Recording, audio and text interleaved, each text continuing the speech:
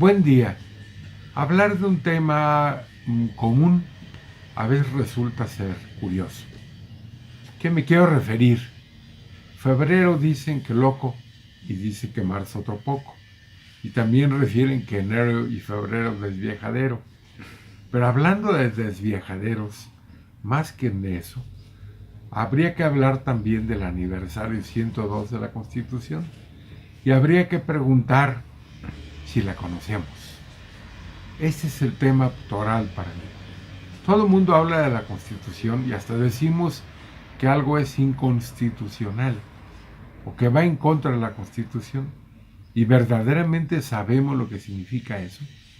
¿Verdaderamente conocemos la Constitución? Hasta hace poco tiempo me burlaba de algunos abogados, perdón que lo diga así, cuando en sus demandas de amparo promovían que había una violación a la Constitución e indicaban que el artículo 14 tenía la palabra vida. El artículo 14 no tiene la palabra vida y eso lo hemos dicho desde el 2004. Pero ese es otro tema. Habría muchos que establecer. Al final de cuentas, la Constitución creada en Querétaro no fue una Constitución que hubiera nacido ahí. ¿Por qué quiero decir esta terminología? Porque al final de cuentas lo que se verificó fue un proyecto de reformas a la Constitución de 1857, que de hecho después haya resultado una nueva Constitución, como efectivamente se verificó, es otro detalle. Pero habría que ver también cosas que a veces no se saben y que a veces conviene conocer. Los diputados, por supuesto, no eran electos como actualmente. Eran designados, pero ¿qué tipos eran? ¿Qué cabezas tenían? ¿Qué voluntad tenían? ¿Qué situaciones de fuerza jurídica, sociológica tenían para poder mover ideas y para trabajar en un periodo tan peculiar en Querétaro y hacer valer sus ideas? Qué aplaudible era conocer a esos diputados, no como los de ahora, por supuesto. Al final de cuentas, liberales o conservadores eran gentes que tenían un gran eco. Eso es muy importante.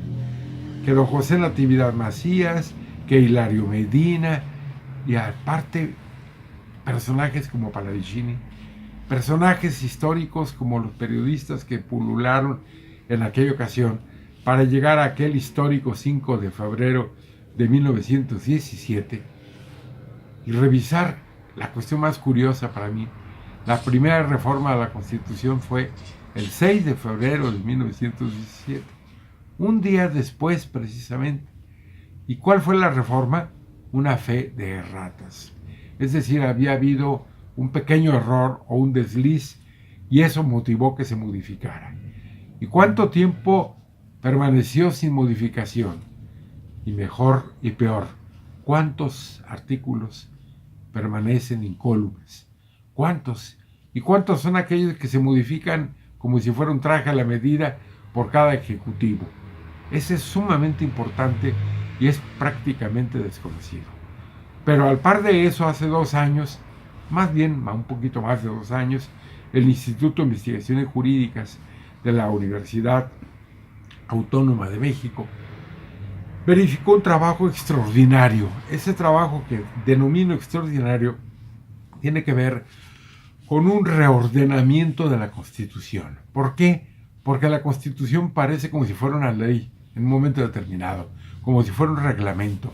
El artículo 27 es gigantesco, pero ese reordenamiento se trató de hacer para no quitarle la esencia, sino quitarle la paja y hacerlo más coherente. Qué curioso es decir quitarle la paja.